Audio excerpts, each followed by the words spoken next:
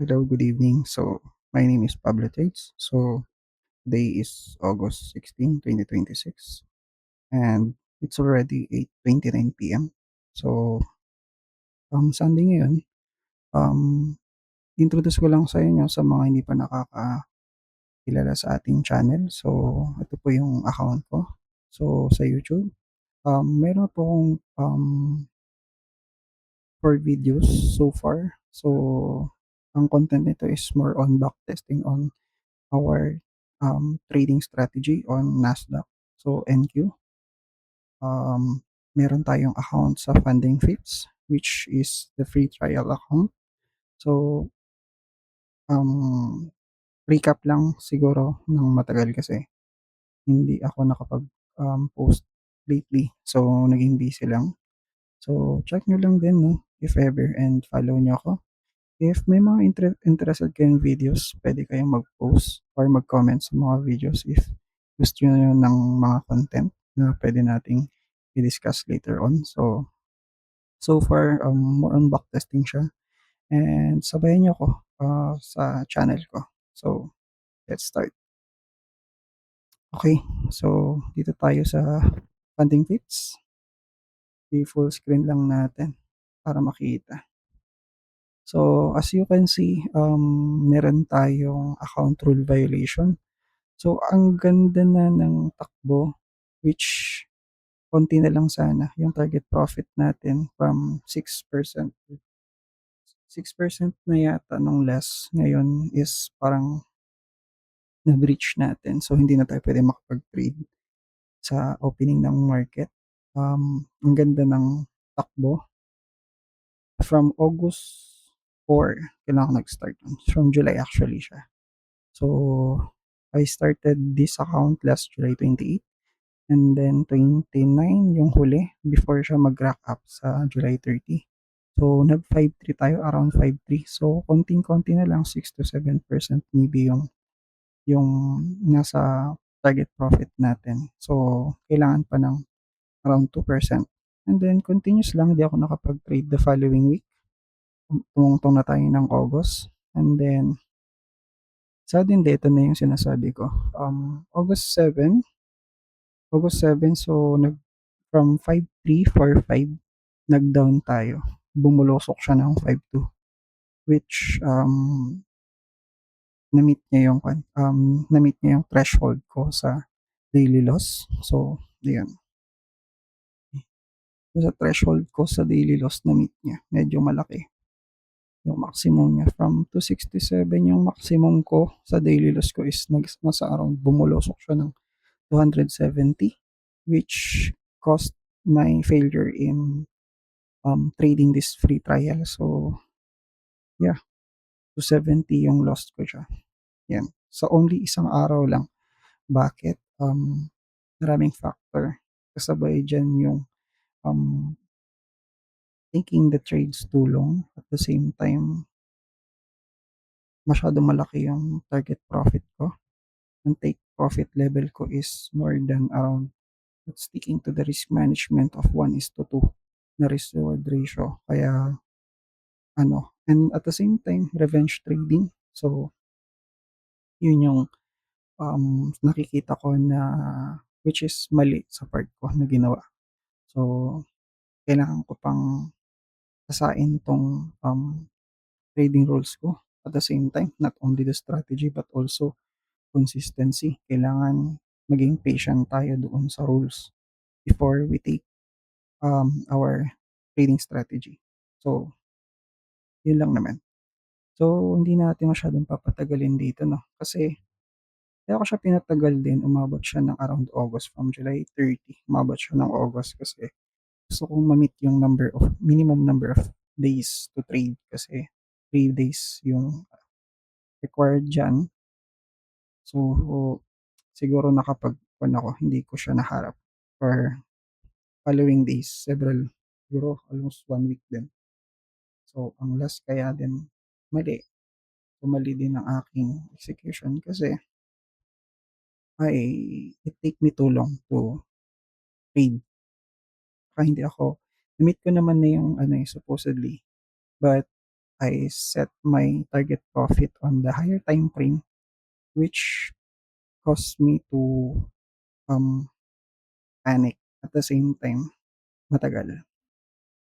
So, yun lang naman.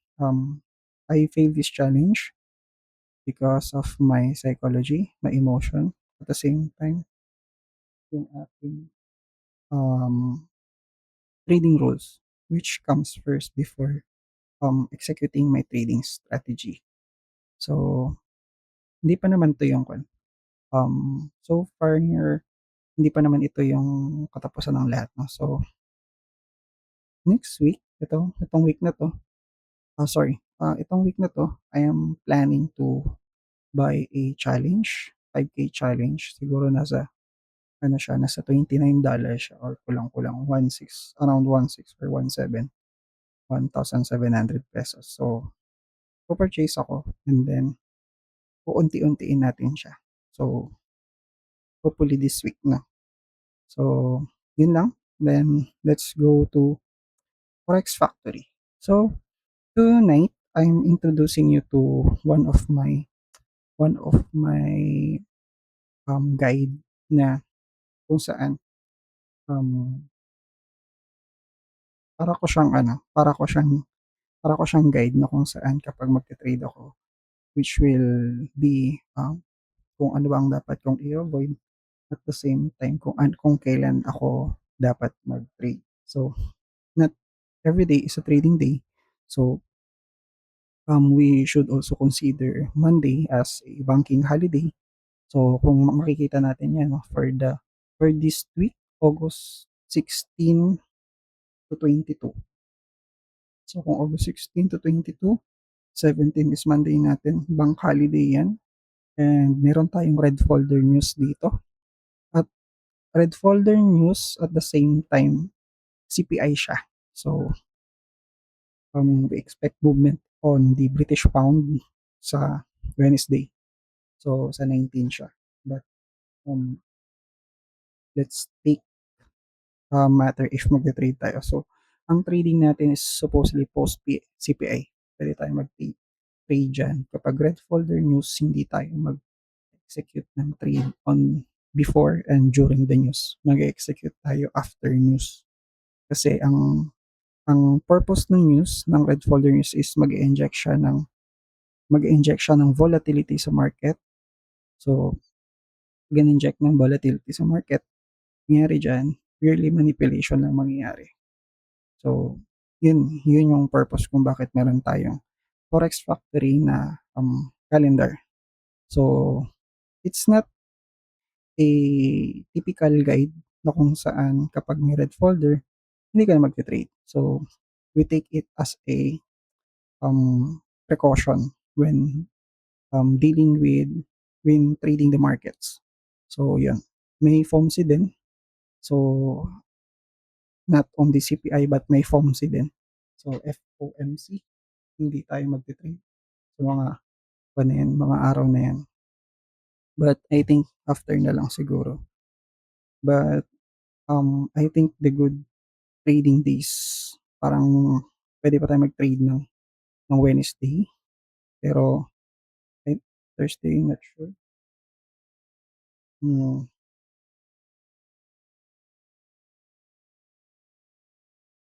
okay, so as I have said earlier, no, ito yung trading plan natin for this week. Pagka CPI tsaka FOMC, magte-trade tayo after 2 o'clock sa CPI sa Wednesday. At the same time sa FOMC by Thursday magte-trade tayo after 8:30. So, yan. And then normal trading day natin sa Friday, pero expect na yung weekly profile natin walang epekto but still we can trade within day, okay, within hours. So, yan lang. And then let's proceed. Palakiin natin para medyo okay. So, We are on a chart of 1 month. So, ano bang nangyari itong mga nakaraang month 'no? Um, for this July, we ended up, closing the bearish candle. Na-touch naman natin yung ating, previous month low ng June, and then we tap also the, monthly fair value gap ng March, April, and May. So, we tap to the fair value gap, bullish, fair value gap. So, and then nag-close tayo sa loob din ng, week nitong June, um, month of June. And then opening of this, August, so hindi pa actually siya nakokumpleto or hindi pa natatapos ang August, but still nasa range tayo ng July, and we are expect to target the previous month high, as well as siguro natin yung July high, June high. So yun. And then kung makikita niyo rin 'no, we have also here the, premium and discount levels. So still nandito tayo sa premium, and then let's proceed to, weekly. Okay. So same pa rin 'no, naka-highlight pa rin tayo sa mga target kung saan levels na kung saan nanggaling yung price and then saan papunta yung price. So, meron tayong mga buy side liquidities forming here, dito. Meron tayong mga buy side, itong mga part na 'to, buy side, buy side. So, lahat ng mga previous week's high ay, buy side liquidities. And then we have also here presence of the relative equal highs. So, anything na magkatapat dun sa konting dikit lang. So, no matter of pips or points ng highs ng both, previous week high ay considered as relative, um, equal highs. So, later on yan yung pupuntahan ng price, and we expect siguro the price will go higher. So, yun. And then still na-highlight natin. So, this the monthly fair value gap. Na-tap natin sa ating 50% level. At the same time, meron din tayong, na-highlight ko rin 'to sa previous video natin 'no, yung mitigated na 'tong, liquidity void. So, meron tayong wicks dito, hindi bale yung nag-closing sa isa't isa. So, this 2 week from July first week and then July second week. So, yung price ng August na-mitigate na niya yung liquidity void and then continuing higher, and this one is the target. So, ito yung target natin. But we expect still, puntahan pa rin yung price. So, ito pa rin 'no, and then the direction would be, coming from internal range. So, internal, external, and then hopefully 'no, kasi we're still, binabantayan natin 'to, hoping to reach this area. Nire-read ko siya. So, it might still, go to the internal range, and then going further sa remaining natin. But yeah, hoping.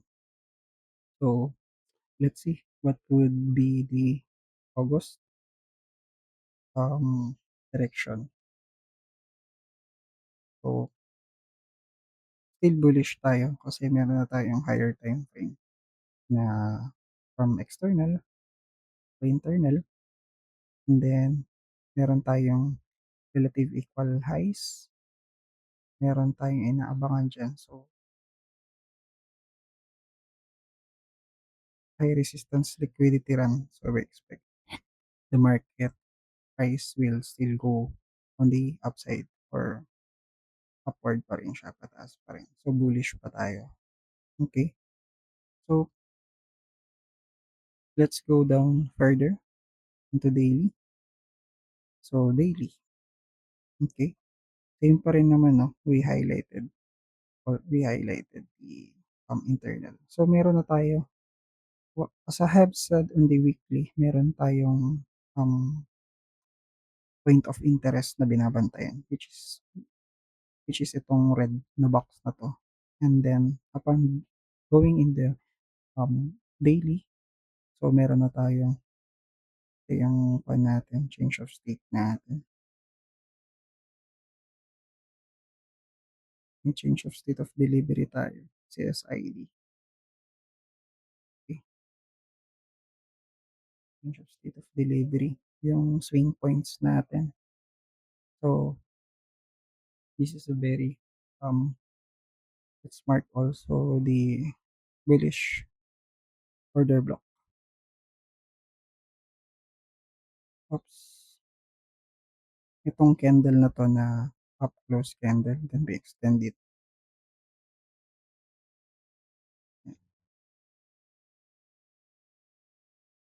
Hindi siya gaano makita.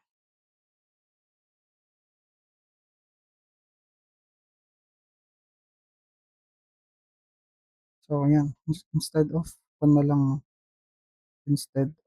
yung fill niya, order na lang. Yeah, okay. So this is the bullish order block. Ang ganda ng kanya 'no, kasi, um, nakita na natin yung ng visible yung pagpi-frame natin ng ano natin, ng market direction or yung market narrative natin. Meron tayong, um, low resistance, high resistance liquidity runs. So meron tayong naka-ready diyan na to be mitigate yung ating, buy side liquidities. So as we can see, dito tayo sa August 6 nung last Thursday, meron tayong na-hit niya yung, order block natin, na-tap din niya. Meron din tayong presence of the fair value gap dito. So 'yan, 'yan. So may fair value gap diyan, na-tap natin, and then we confirm the change of state here. Dito tayo magko-confirm ng change of state,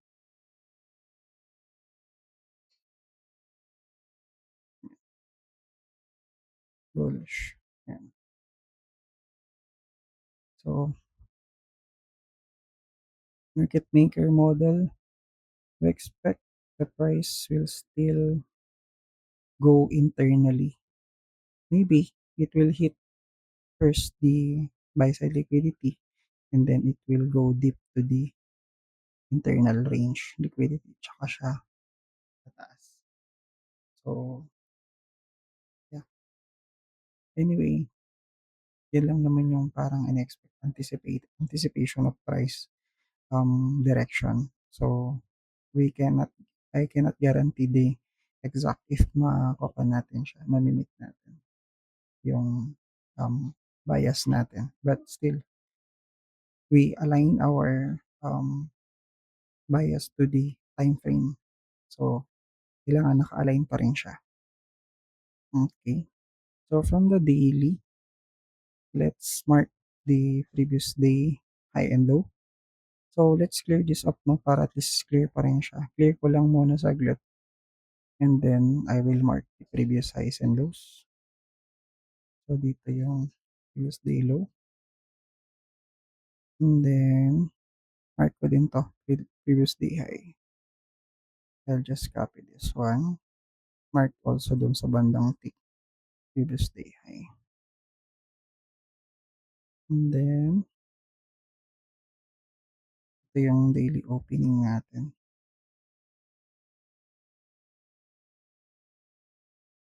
Daily open. Minarkahan ko rin yung daily open natin.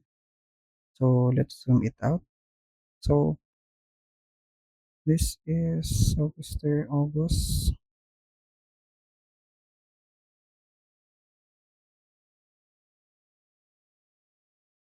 Okay. So, as we can see, na-swept na yung meron tayong meron nangyari dito. Oh, so from external, we hit the previous daily high. So, na-hit natin yung previous day high. So, bumababa siya ngayon. Okay. But still meron tayong fair value gap, daily fair value gap, unfilled FPG. So, yan. So, may in-expect pa tayo, hoping na mag-retrace siya doon sa internal and then it will go um, on the buy side.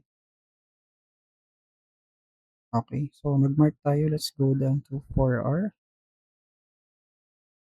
Okay, let me hide these indicators kasi nakakagulo siya.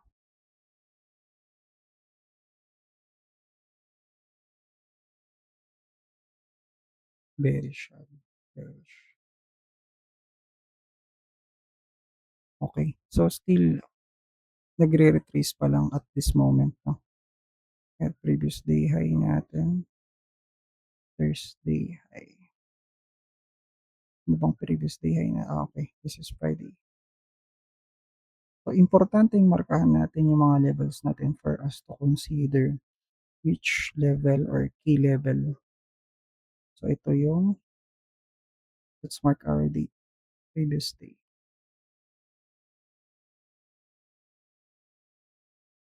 Ito yung previous day natin, but this is not the high. Ito yung high natin. Previous day high. Tanggalin ko na lang ito. Ito yung previous day high natin. And then, previous day low. Previous day high natin, and then previous day low. So, let's plot a Fibonacci retracement or level. So, still, we're still expecting. Pero, meron ng top dito na ano, may na-top na. Na-top na yung ating fair value gap. Close ko muna to. With the presence of fair value gap here, meron tayong hourly fair value gap, which also aligns to the daily fair value gap, no? Meron pa tayong unfilled. So, mark ko na lang to na daily FBG.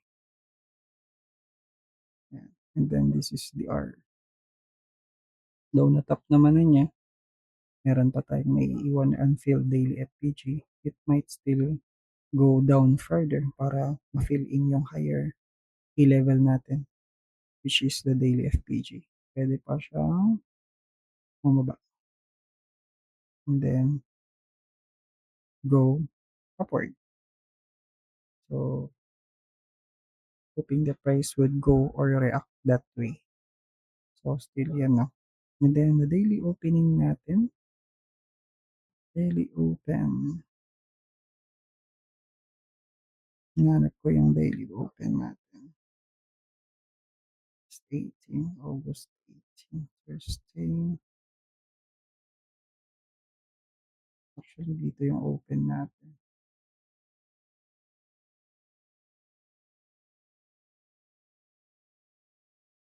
Yep, baka ito. Around here siguro. Yeah, around here.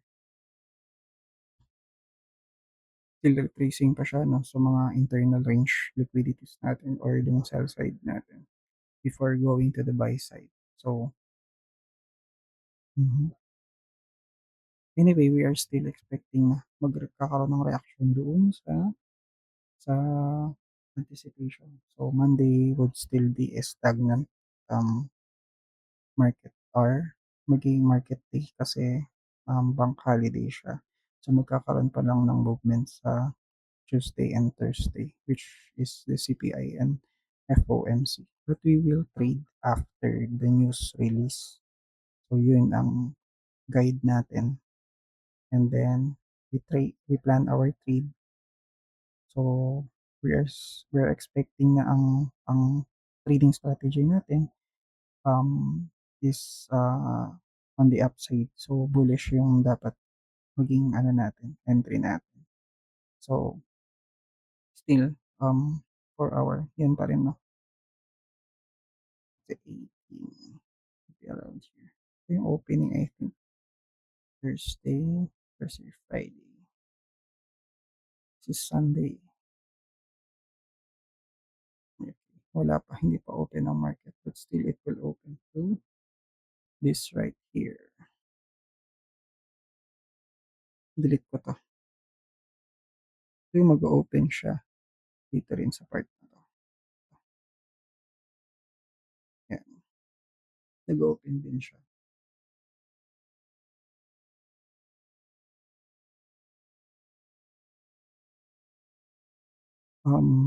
I think ang magiging galaw ko diyan is I will still wait na ma-fill yung daily fair value gap natin, and then merong change of delivery or yung change of state of delivery going to the upside, tsaka lang ako mag-e-entry. And my entry would be around this area. So, kung ito yung entry ko dito, maybe this one. So, yun.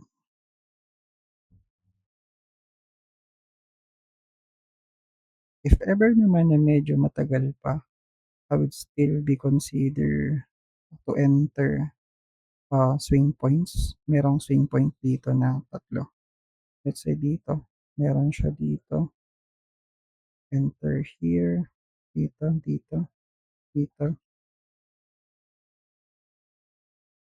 Let me erase this, yung previous. Kung sakali, no, ang market direction, since meron tayong CPI, still na-hit ito. If ever na-hit itong part na to, and then maybe may change of delivery around here. Dito ako mag-e-enter upon confirming this one. So, ang entry level ko is somewhat around here, dito. Before the price go on the bullish side. Yan. And then the target would be this previous day high. So, yun ang magiging entry point. Okay? So, let's see. Let's go down further. So, visualize lang natin if the market would still be in which direction, kung saan pupunta yung direction ng market. Pero na-frame na natin kung ano yung mga key areas or key levels. So, sa 4 hours, no? 18. So, still market focus. Focus.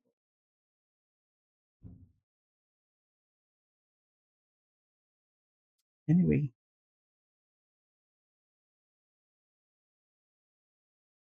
okay. So, still, yun na lang magiging bias ko kasi may external na siya. Na-hit na niya yung previous day. So, still ongoing. Pwede pa niya ma-close yung daily fair value gap. And if ever may nasa within daily pa tayo, hindi pa tayo lumalabas, na-hit naman niya, it's still na-hit yung previous day high. Internally na siya. And then, we will check if may changes sa daily fair value gap. If not, hindi pa siya makakalabas dito sa previous day. Tomorrow, possibly, we will trade on Tuesday or Wednesday para makita natin if still bullish pa siya. Pero I think it would still be bullish kasi meron pa tayong mga ine-expect dito. Itong mga natin, mga relative equal highs, and then ito. So, may mga valid areas pa tayo dito. this one, ito this one, and then this one. So, yun pa yung mga areas na pupuwede natin. So, hoping lumabas tayo, ma-confirm natin yung previous day high, mag-exit tayo dun, puwede na tayong mag-check ng swing points to enter. Okey. So, yun lang naman. That's it folks for this night. So, hoping maging maganda ang week na 'to for this August. So, let's summarize 'no. Ah, so monthly, we hit yung previous days na nag-bullish siya. We are still on the previous month, candle range, and then we confirm if meron bang delivery na we are still on the market maker buy model kasi meron naman tayong key level internally. So, internal range liquidity, may fair value gap tayo diyan, and then may confirmation din tayo na na-hit na or filled na yung liquidity void which is around this area. And then at the same time, we are still waiting to um waiting for the market to navigate doon sa mga relative swing highs natin and sa buy side natin na liquidities. So, masi-sweep lahat yan later on. But we're still anticipating 'no, meron pa tayong binabantayan dito na fair value gap which is later on mafi-fill muna siya before going to the upside. So, yun. So, bababa pa siya magre-retrace pa siya doon sa fair value gap natin. So, yun, aantayin muna natin, and then going to the daily, since meron na tayong confirmed change of state in delivery, ito yun, yung confirmed change of state natin, bullish.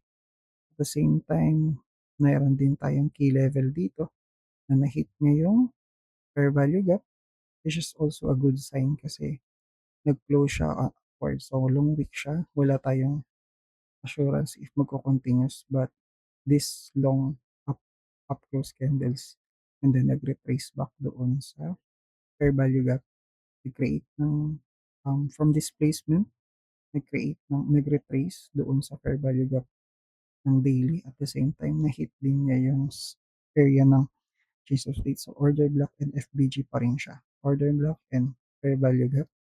And then, meron na tayong continuation. And then, another one is ito, yung change of state dito. Merong ulit tayong change of state. Continuous pa rin, continuation pa rin ng bullish for yung market. So, this side would be is equivalent to market maker buy model. So, meron tayong key areas din. So, yeah, let me 4R. Ayan. So, still mag-aantay pa ako ng swing points dito sa 4R, no? If ever it will touch on the daily fair value gap. So, aantayin kong matouch ito. And then, it will sweep from the previous day's high. So, kailangan ma-sweep yung previous high and then mag-continue siya sa mga nakaantay na buy side liquidities on the left side, which completes which marks the completion of the market maker buy model. So, yun lang. So, see you around then and then update ko ulit kayo about sa challenge na iti-take ko.